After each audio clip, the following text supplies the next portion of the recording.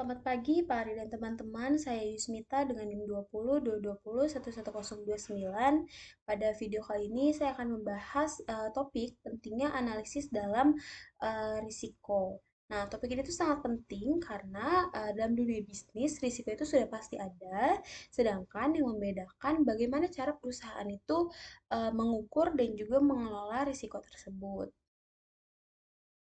Pertama, yang harus kita tahu adalah definisi dari analisis kuantitatif risiko.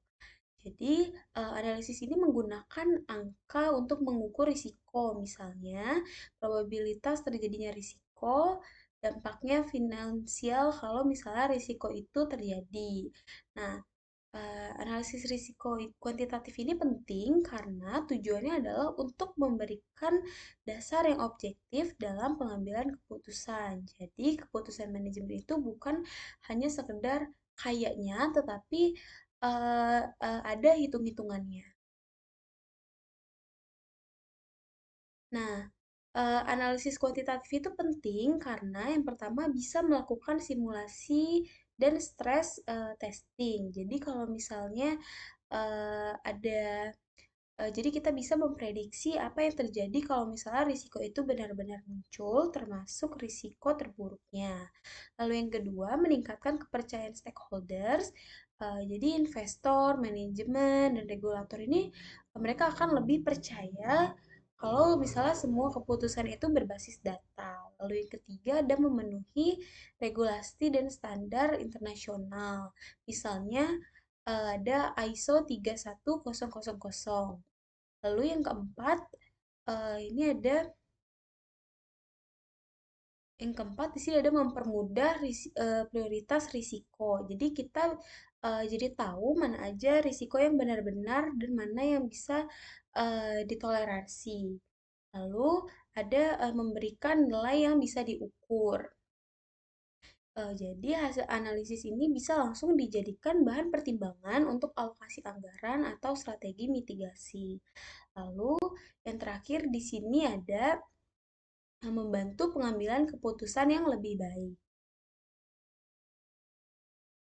Selanjutnya, untuk proses kuantitatif risiko, yang pertama adalah mengumpulkan data historis, misalnya data kerugian proyek yang sudah terjadi sebelumnya atau data-data kegagalan sistem. Lalu memilih model kuantitatif, bisa sederhana seperti ekspektasi kerugian atau yang kompleks seperti ada Monte Carlo. Lalu melakukan simulasi atau perhitungan dan menganalisis dan interpretasi hasilnya. Lalu yang terakhir bisa memonitoring dan pelaporan supaya hasilnya ini hasil analisisnya ini bisa menjadi acuan untuk perbaikan berkelanjutan. Nah, contoh sederhananya di sini misalnya ada proyek dengan risiko keterlambatan 30%. Kalau misalnya terlambat, perusahaan bisa rugi 100 juta. Maka kita bisa menghitung ekspektasi kerugian dengan 30% dari keterlambatan dikali 100 juta dari kerugian. Maka hasilnya sebesar 30 juta rupiah.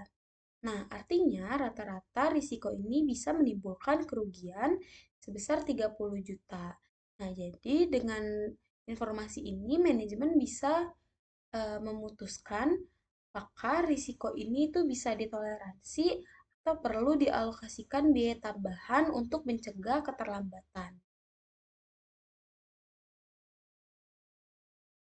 Lebihnya begitu saja pemaparan dari saya. Terima kasih. Selamat pagi Pak Ari dan teman-teman. Saya